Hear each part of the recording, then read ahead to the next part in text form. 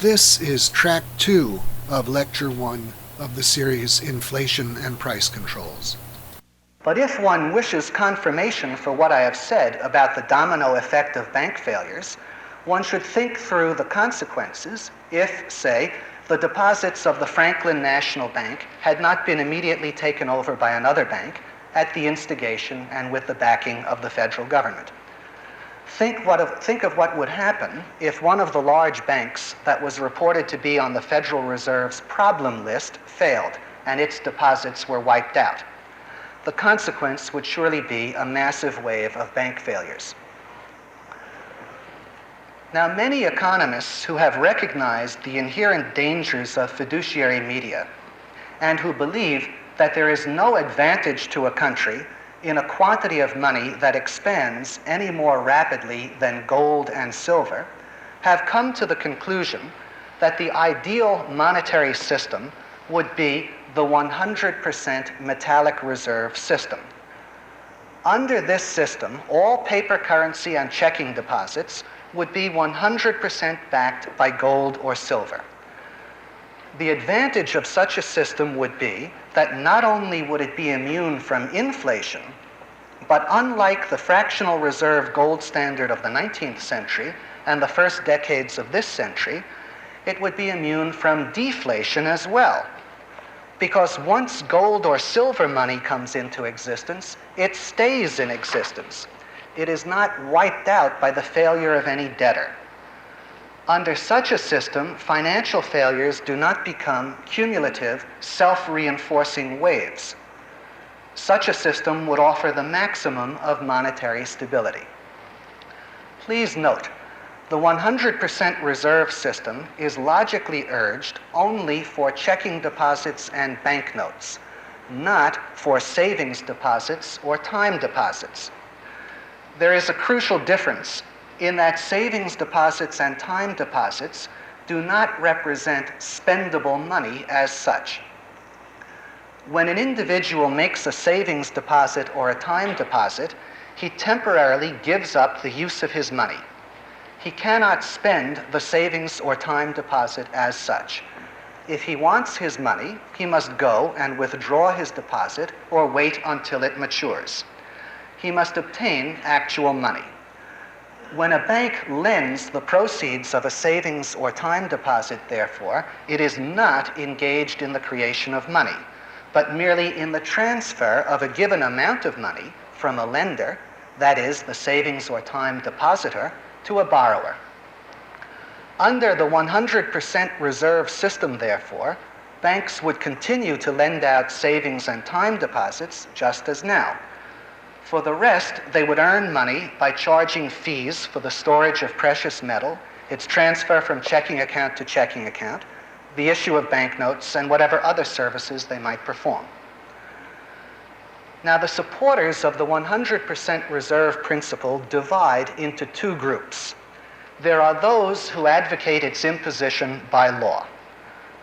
Those among this group who are committed to the principle of individual rights and laissez-faire capitalism try to justify this by claiming that the creation of fiduciary media is tantamount to counterfeiting and is fraudulent. They claim that it is the same in principle as accepting goods in a warehouse, issuing receipts for the goods, and then selling the goods, or selling more tickets to a theater performance than there are seats. Now, for my part, I believe that if the issuance of fiduciary media is conducted openly, without deception, that is, if it is no secret to the owners of banknotes and checking deposits that the backing for them is debt, one cannot outlaw the practice. Therefore, I join with the second group of supporters of the 100% reserve principle, the group which includes von Mises, in the advocacy of the policy known as free banking. That is, merely the total absence of all government intervention in banking. In von Mises' Human Action, there is a statement that he quotes and approves of, and with which I agree. It is from a 19th century French economist named Cernucci. It was made in reference to fiduciary media in the form of banknotes, but it applies equally to fiduciary media in the form of checking deposits as well. Cernucci said, quote, "I want to give everybody the right to issue banknotes so that nobody should take any banknotes any longer," unquote. In an economy that was free of government interference in money and banking, the creation of fiduciary media would be legal, but for practical purposes, it would not take place. The reason is that in a banking system totally unprotected and unsupported by the government, a banking system without any form of government controls, government inspections, or government examinations, a banking system without any form of government assurances, guarantees, or endorsements. In such a banking system, people would realize that when they made deposits in banks that did not hold a 100% reserve, they were in fact taking some risk of loss.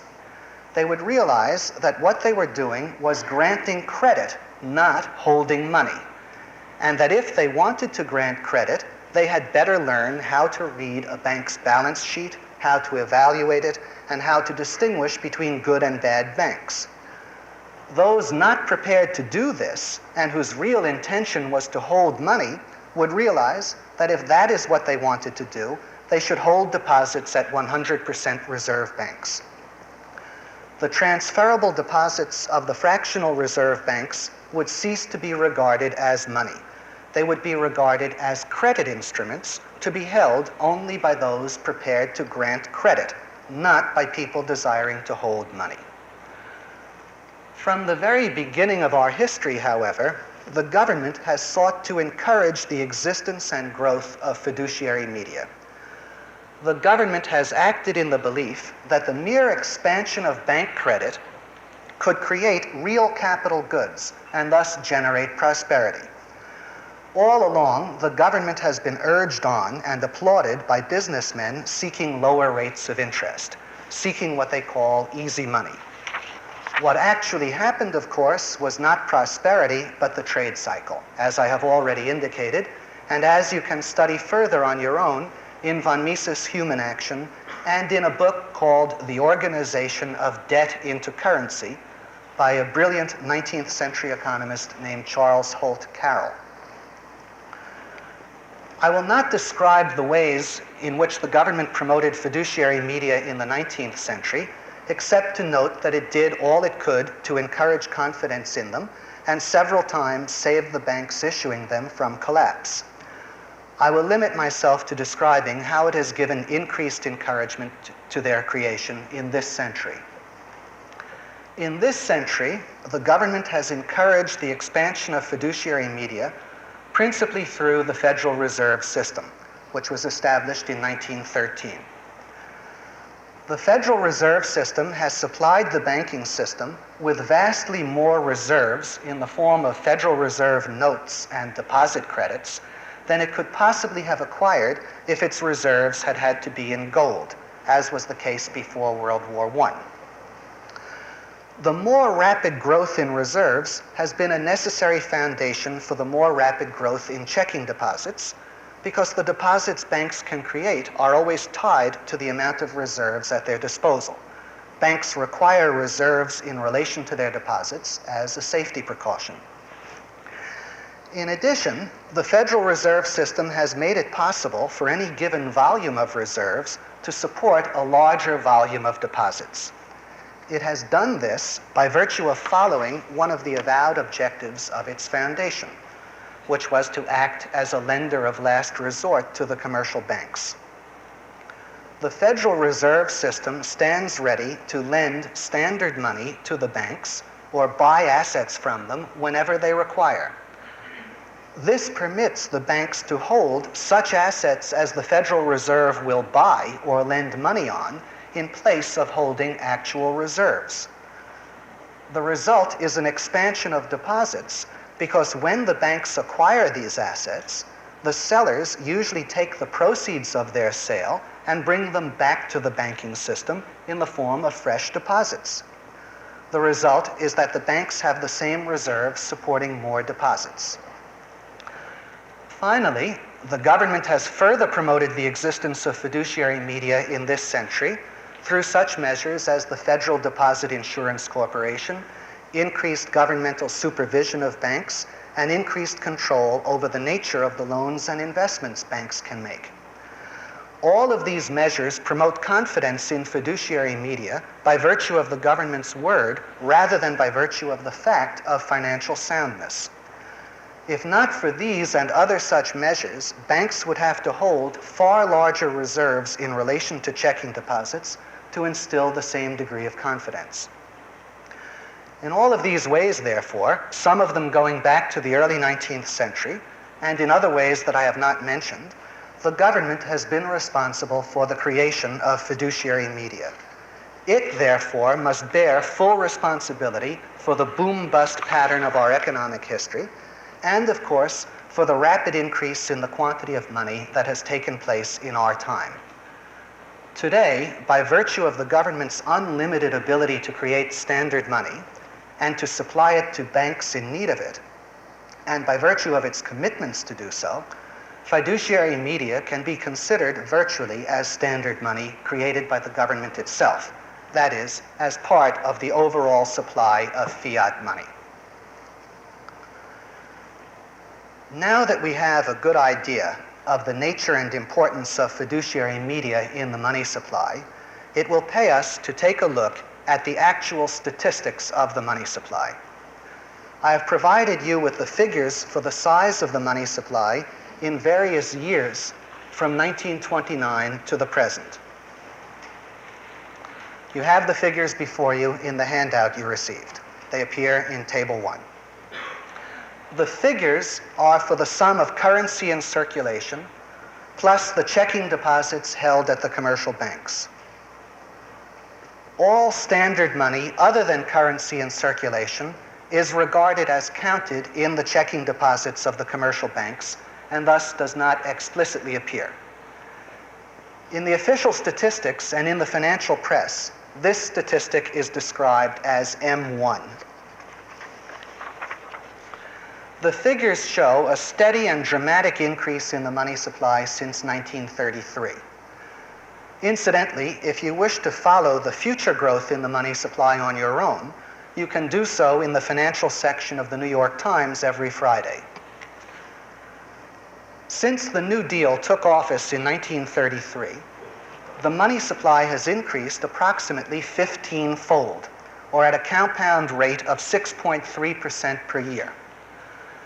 Even if one wishes to compute the increase in the money supply on a far more conservative basis, say in comparison with its pre-New Deal peak year of 1929, the overall increase is still in excess of 11-fold, or at a compound rate of about 5.4% per year. These figures, of course, include the massive increase in the money supply used in the financing of World War II. Nevertheless, observe how since 1955, the rate of increase for each 5-year period has increased, despite the absence of any major war. From 1955 to 1960, the money supply increased by $6.4 billion on a base of $138.2 billion. From 1960 to 1965, it increased by $22.8 billion on a base of $144.6 billion. From 1965 to 1970, it increased by $47.2 billion on a base of $167.4 billion. And from 1970 to 1975, it increased by $80.4 billion on a base of $214.6 billion. The last 20 years clearly show an accelerating rate of increase in the money supply. The compound annual rate for the last 5 years has reached a level well in excess of 6%. The rapid rate of increase in the quantity of money since 1933 is what has made this period of our history one of rising prices. It is the cause of the rise in prices. Now, we have seen that government control over the quantity of money is the only thing that can account for such rapid rates of increase in its quantity. The entire problem of inflation stems from the government's ability to increase the money supply more rapidly than the increase in gold and silver. From the point of view both of summarizing our knowledge of inflation and of indicating the appropriate action to take to stop it, it follows from our discussion tonight that it would be logical to define inflation as an increase in the quantity of money caused by the government. An increase in the quantity of money caused by the government. That is, as a virtual equivalent, as an increase in the quantity of money in excess of the rate at which a gold and silver money would increase. It is this which produces all of the symptoms people associate with inflation. It is this which has to be stopped in order to stop those symptoms. It can be stopped by the establishment of a full-fledged gold and silver standard and the cessation of all further government interference with money. The definition I propose conveys all of this information. Now, of course, as I pointed out in my introduction to the subject of inflation, the knowledge that it is a product of government control over the quantity of money is unpalatable to today's intellectuals, and they have done everything possible to obscure it. Next week, we will begin to consider all of the alternative explanations of rising prices the opponents of the quantity theory offer. We will see how each of these explanations is either totally false or must be interpreted as giving further confirmation to the quantity theory of money. Thank you.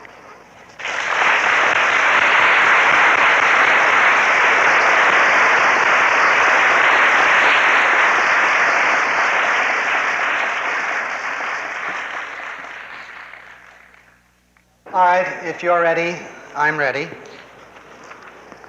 I have several written questions here.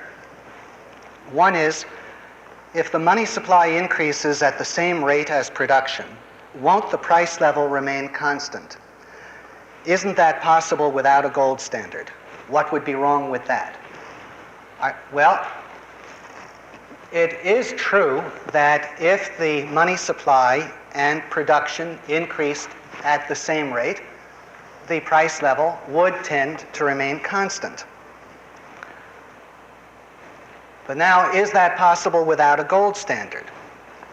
I would say, in fact, no. Now, you can imagine any given rate of increase in the money supply you wish in paper or any other substance. But the reason, if we have a paper money, that the money supply will increase more and more rapidly is because, first of all, there is no intrinsic limit on the increase. You can create paper money simply by printing it, and it is costless.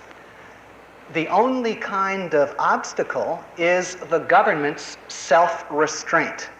The government has the power. They also have the motivation. The government has the motive of making it appear that there are free benefits. It can always appear that a larger quantity of money would be useful to meet this or that crisis. There are all kinds of motives for the government to increase the money supply. Now, not only do they have the motive, but the majority of the people in the government deny that there is even any connection.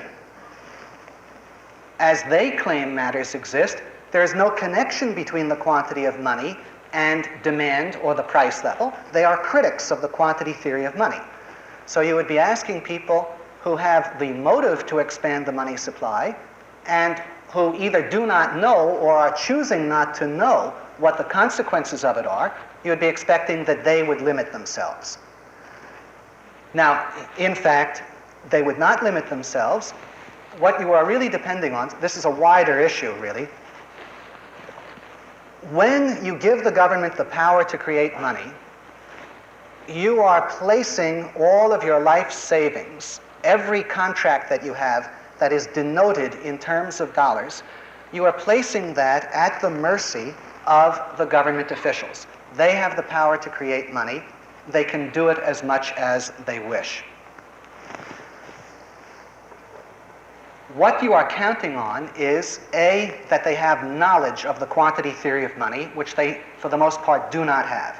B, you'd be counting on their having integrity, so that if they do have the knowledge, they will act on the basis of that knowledge. And you'd be counting on them having rationality, so that they would expect that in a particular situation they could not be saved by a miracle. Well, if that is what you're counting on, I would say that you have a very slender basis. And to make this wider,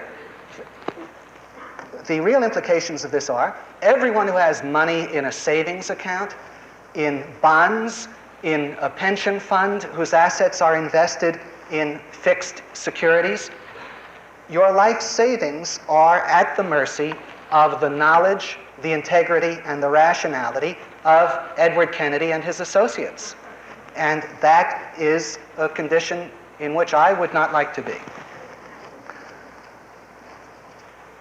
Now, the question is, could the Federal Reserve at this time follow a policy of zero growth of the money supply without creating a major recession or depression?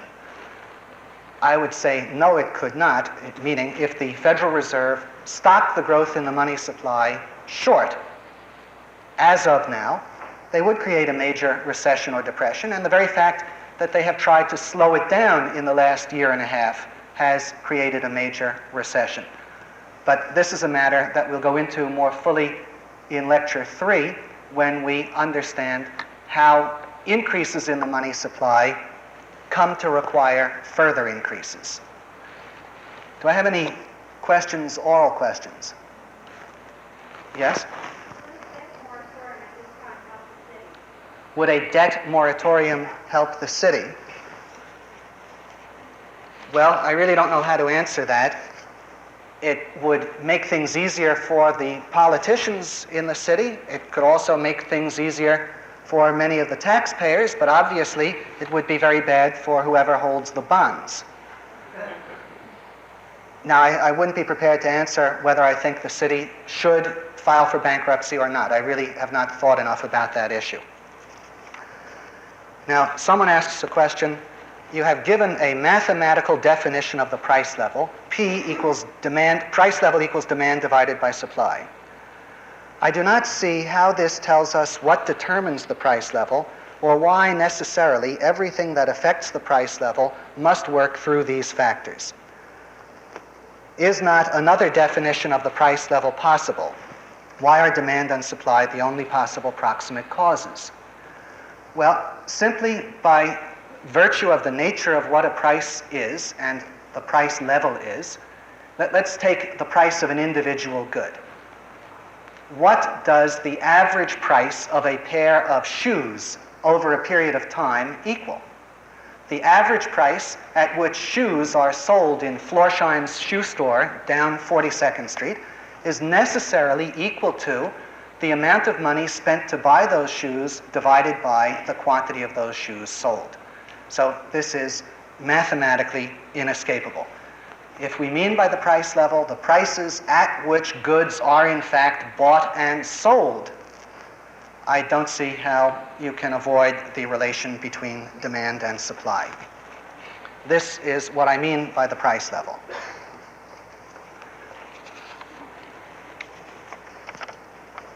Yes? Yeah. Fiduciary media are transferable claims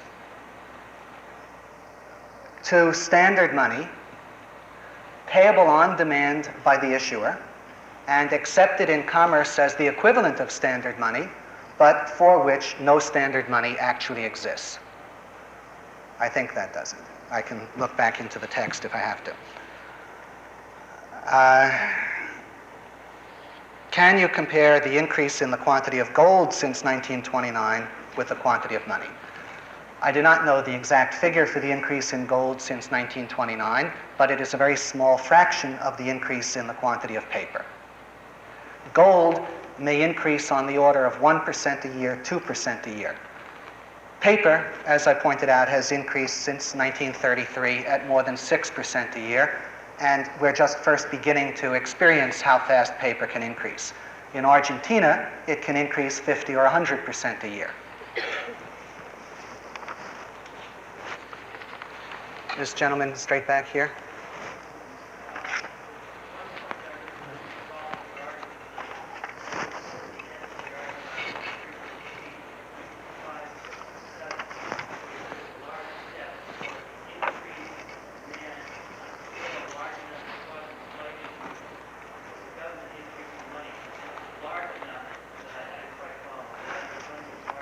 All right, why do I say that the government is responsible for increasing the quantity of money to a point large enough, or let me put it this way, why do I say that increases in demand on a scale great enough to raise prices are the result of the action of the government?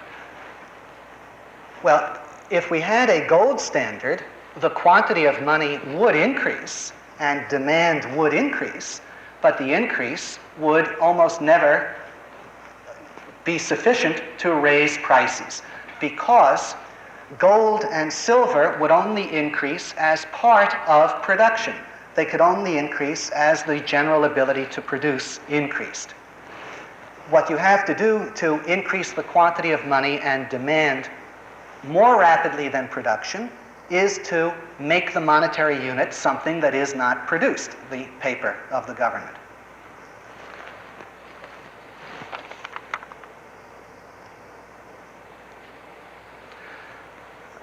Ray, my point 3G, am I saying that deflation necessarily causes depression and poverty? Why? I would say that deflation necessarily does cause a depression and poverty for very large numbers of people, simply because it puts them in the position of having to go bankrupt. If you have deflation, a decrease in the quantity of money, the money revenues and the money incomes of individuals must fall. That is what the quantity theory of money tells us. Well, if people's money revenues and money incomes are falling, how are they to be able to meet their debts? They have to go bankrupt. It would be possible, with a big enough deflation, that everybody in the United States who owed any debt at all could simultaneously be bankrupt, simply because your debts are fixed. You owe what you owe. That is given. Your ability to service that debt depends on the money that you make. And the money that you make depends primarily on the quantity of money that exists. So if you have less money, you have less money income and money revenue, less ability to pay debts. So everyone who owes money would be in a more difficult position. Yes?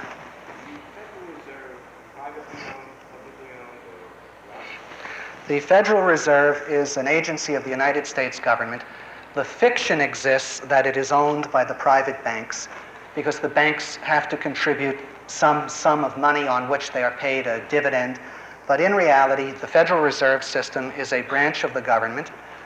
The Board of Governors of the Federal Reserve System are all of them appointed by the President and confirmed by the Senate. So it's a total fiction to think of it as a private institution.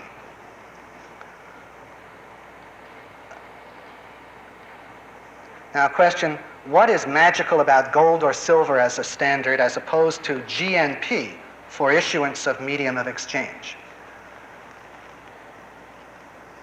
Well, there's nothing magical about gold or silver. Gold and silver are commodities which can be increased only very slowly and moderately.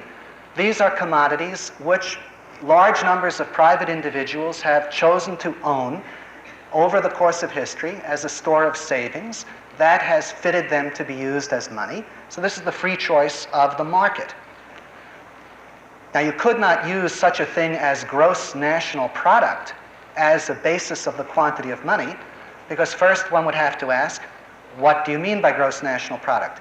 The monetary gross national product? Well, the gross national product in terms of money gets bigger and bigger the more money we have. The Italians have a much bigger gross national product in lira than we have in dollars, because there are more lira than dollars. Now, if you want to say, well, can't we issue money in proportion to the increase in production? Well, in my formula for the price level, I assumed a precision in thought which we would have a difficult time applying in practice. See, we can say, let us assume that supply doubles. Now, it is valid. We know that supply increases or decreases. There's no question that the total supply of the United States today is vastly larger than 100 years ago, vastly larger than that of Great Britain, larger than it was 5 years ago. So the concept of increases in supply, decreases in supply is valid. The concept of larger or smaller increases is valid. If you ask me, however, go out and show me, has supply increased this year 2.6% or 3.1%? Well, I don't think we could pin it down that precisely in practice. We could have an area of dispute. We could say, well, has supply increased or decreased? Has it increased or decreased by a lot or a little? But we would not be able to say just how much precisely, because we would have some problems. First of all, how do we evaluate qualitative changes? I think it's legitimate to say that because we have the automobile in place of the horse and buggy, that gives us a much bigger supply of means of transportation. But how much bigger exactly would we count one automobile versus one horse and buggy? We couldn't arrive at the exact precision in measurement. Now, this has bearing on the statistics that you hear about increases or decreases in the price level. Actually, we could not say in any given year if the price level has really increased by 6% or 5.8%. We can say really the price level has increased noticeably or imperceptibly or more strongly or less strongly. But I think it's a mistake to give too much credence to too high a degree of precision of the actual measurements of these things.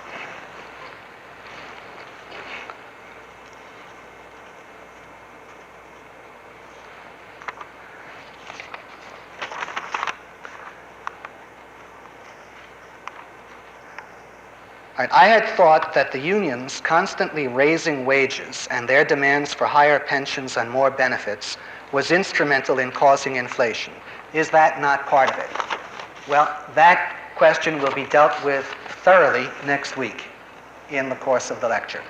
Yes? If I recall, you said that there was an increase of $80 billion in the last 5 years in the money supply. If I understand right, we're going to have another $84 billion in the deficit. Is that a total increase in money supply?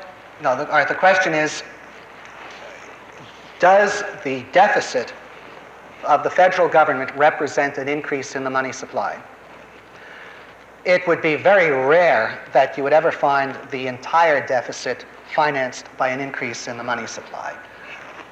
What happens, however, is when the federal government operates at a deficit, it will finance some of the deficit by an increase in the money supply.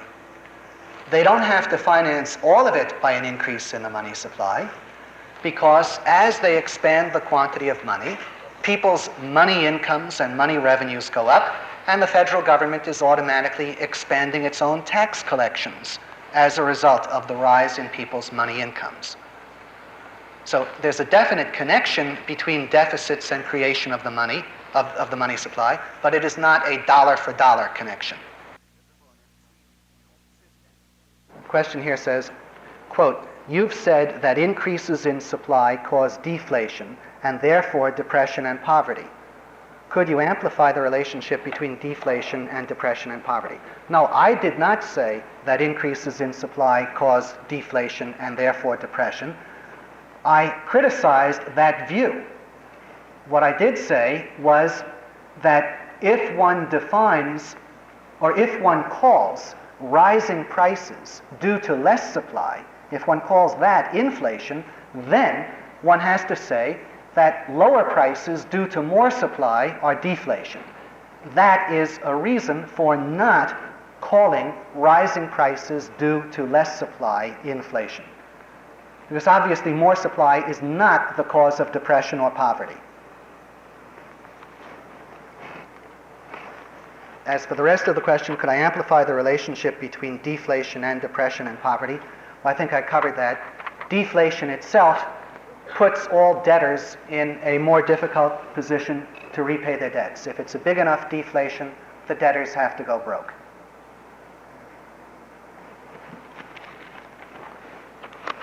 This gentleman here.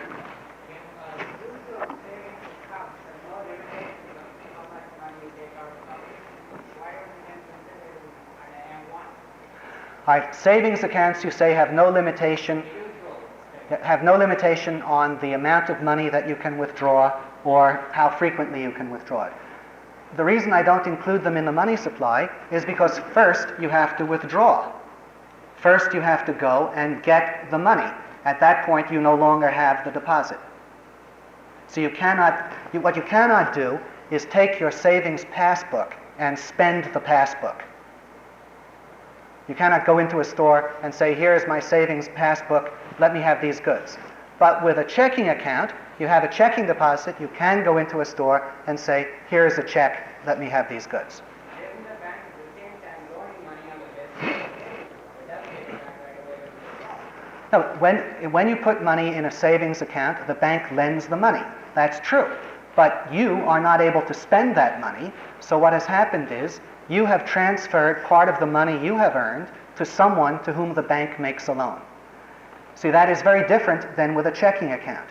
In the savings account, you give up your power to spend, the bank lends the money, someone else has the power to spend.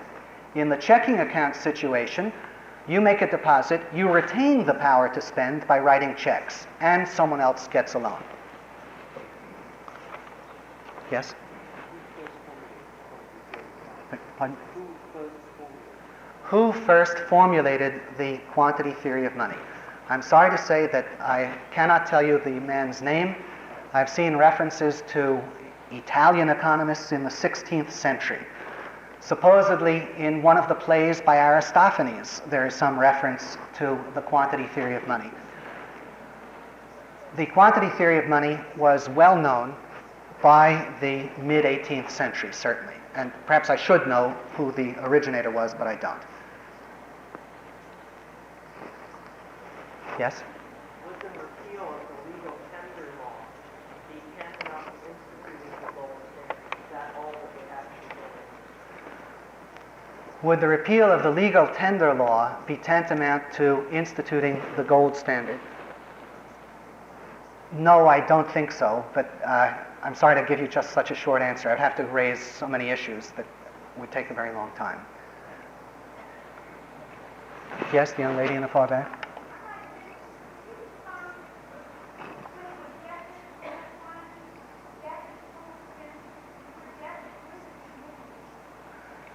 Oh, simply that at any time there is so much that is spent in the course of a year, and there is so much that is sold in exchange for that money. For example, last year in the United States, so many $1 billion were spent to buy all of the various consumer goods, and those consumer goods consisted of so many houses, so many pairs of shoes, etc. Yes, sir?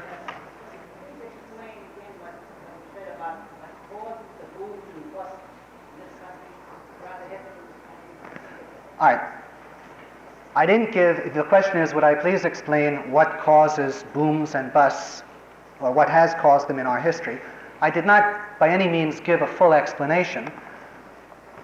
All I indicated was that a very critical role is played by the expansion of fiduciary media, of debt money, and by its subsequent contraction. In the course of the boom, fiduciary media are expanded. This raises people's money revenues, money incomes. It makes it appear that they are prosperous. Then, for reasons connected with the issuance of fiduciary media themselves, widespread business failures take place. Banks which have lent this money find that a significant part of their assets are wiped out. Some of these banks fail, and then we have a deflation. But I would have to refer you on this point further to von Mises' Human Action and to Charles Holt Carroll, the organization of debt into currency. The gentleman back here. All right, the question is, if the money supply doubles, will the price of gold also double? Well, there can be no fixed formula. You see, obviously, the money supply has doubled and redoubled several times since 1933, yet the price of gold did not rise until about 1968. If the money supply were to double again within the next few years, the price of gold might not only double, perhaps it would quadruple or go even further. It depends how sustained and how long range the increase in the money supply is, and how it is perceived by people. If it is perceived by people as being a temporary aberration, or they're not aware of it, they're not used to its consequences, then it might have little effect. But again, I think we would have to wait. Perhaps you might want to raise this question after lecture 3, when we have some knowledge of how increases in the quantity of money affect the desire of people to own money. And that would relate to whether they would want paper or gold. The gentleman over there? On a complete gold standard, is there enough currency for every person who chooses to be productive to make the transaction necessary? All right, this is a very good question. If we had a full gold standard, a 100% gold standard or something close to it, is there enough gold to finance trade? That is the question. Yes, there is. There is always enough money to finance trade. It doesn't depend on the physical quantity of money. It depends on the physical quantity of money in relation to the prices of goods. Now, we could have the same quantity of money, and it could finance twice or 5 or 10 times the physical volume of trade if prices were half of what they are, or a fifth of what they are, or a tenth of what they are. You see, suppose you ask yourself the question, how many eggs does $1 buy? There is no intrinsic answer to that question. It depends on the price of eggs. Now, this, incidentally, has application to a major principle of sound economics known as Say's law, S-A-Y apostrophe S. Say was a 19th century French economist. Say's law declared that real demand, what the money demand can actually buy, is determined by supply. All you need is more supply. More supply lowers prices. That creates more purchasing power for the same money. So we are really not dependent on the quantity of money having to grow at some definite rate. If the supply of gold grew less than the supply of other goods, we still have enough gold. Yes? And then I presume by that, the increase in the amount of gold and silver a year in a fully free economy would not limit the increase in production. Not at all. If we had years in which the increase in the supply of gold and silver did not keep pace with the increase in the supply of other goods, we would have a falling price level. Now, we had a falling price level for over half of the 19th century, in the generation before 1848 and in the generation following 1873. So we could have a successful economy with falling prices resulting from additional production. And that, I stress, would not be deflation. That would be simply greater prosperity. Yes?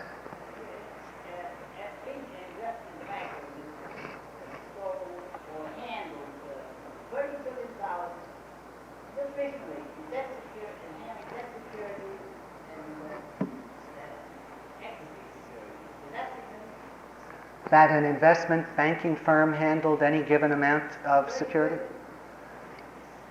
I don't know what point of view you're asking it from. If you're asking it from the point of view, is this an unexpectedly large amount, I couldn't even say because I don't know what they normally handle.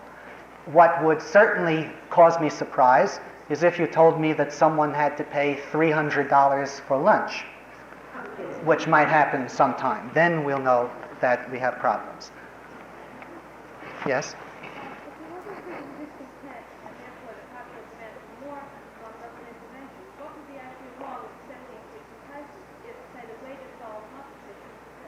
You ask, what would be wrong with steadily increasing prices if it weren't for the discontent? Well, now you'd have to ask, what is the connection between the steadily increasing prices and the discontent? And that is what is wrong. Because, you see, the increase in prices resulting from the increase in the quantity of money are benefiting some people arbitrarily at the expense of other people. They disrupt credit and debtor relationships. They are causing widespread losses to many people. And that is why they create discontent. Yes? What is the definition of standard money? Standard money would be the money which has ultimate debt-paying power, which is not redeemable in terms of anything else. So today, the currency issued by the Federal Reserve, the deposit liabilities of the Federal Reserve, the token coins, these are standard money. On a gold standard, the standard money is the gold coin, because that is what all other money or debt is ultimately payable in. Yes? Scenario that you see falling prices because of increased supply would also hurt debtors. Would falling prices resulting from increased supply hurt debtors? No, it would not. Let us imagine that over some period of time, supply doubled. Now, if you were a debtor who had increased your supply by double, along with the average increase, then you would be able to earn the same amount of money at half the prices that you had initially earned. You would have twice the goods to sell at half the prices. How would you be able to manufacture twice the goods? Pardon me? How would you be able to manufacture twice the goods? How would you be able to manufacture twice the goods? Well, the ability to produce does not depend on the quantity of money. The ability to produce depends on such factors as scientific and technological progress, the proportion of the economy's existing output that is devoted to producing machinery, factory buildings, and so forth. So you get a growing ability to produce if an economy has scientific and technological progress, if it devotes a sufficient proportion of its effort to producing capital goods, and I should also add, importantly, if it uses its existing capital goods efficiently.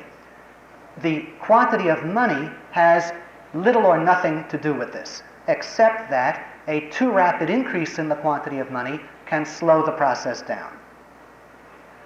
See, more money does not mean more wealth. If more money meant more wealth, there would be no poverty in the world. Each country would only need a printing press. They could have all the money they wanted. But you do not create wealth by creating money. You create wealth through science and technology, savings and investment, the efficiency of production. Yes? What definition of money supply would you recommend one to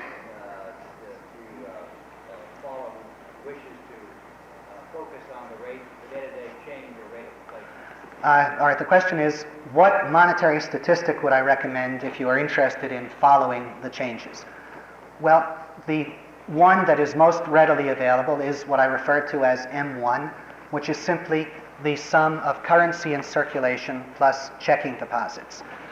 Now, I would caution really against attaching much significance to week-by-week fluctuations, because the money supply in any given week can go up or down by a couple of $1 billion, and it doesn't tell you anything. What you should look at is changes over longer periods of time.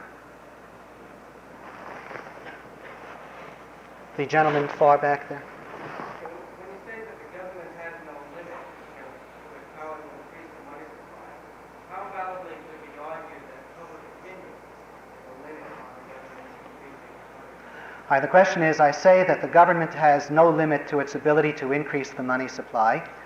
Could it be argued that public opinion constitutes a limit, or could constitute a limit? Well, in order for public opinion to constitute a limit, first the public would have to know, understand, and accept the quantity theory of money. At present, none of this is true, so public opinion is not in a position to limit the increase in the quantity of money. If public opinion really wanted to limit the increase, then public opinion would advocate a gold standard. Now I think we can take perhaps just one or two more questions. Let me try to get someone who has not yet asked the question. The gentleman right here. Please speak louder.